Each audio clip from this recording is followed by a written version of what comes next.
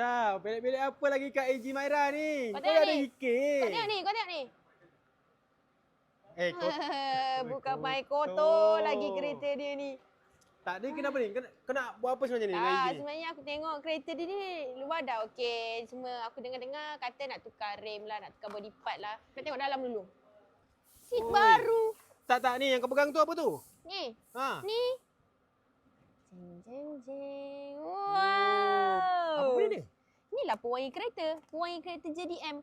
Kita ada turbo, kita ada spoon, kita ada TE37, kita ada seat Recaro yang paling otentik, yang sama lebih kurang macam rem Cikgu Maira ni.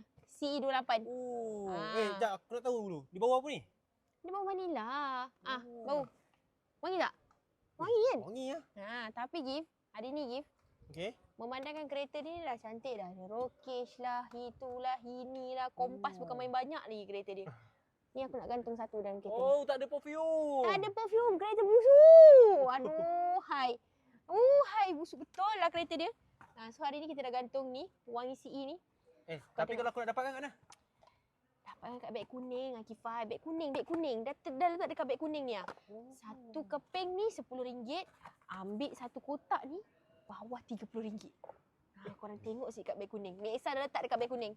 Oh, selesa bervanila. Ini betul. Tengok dekat beg kuning lah.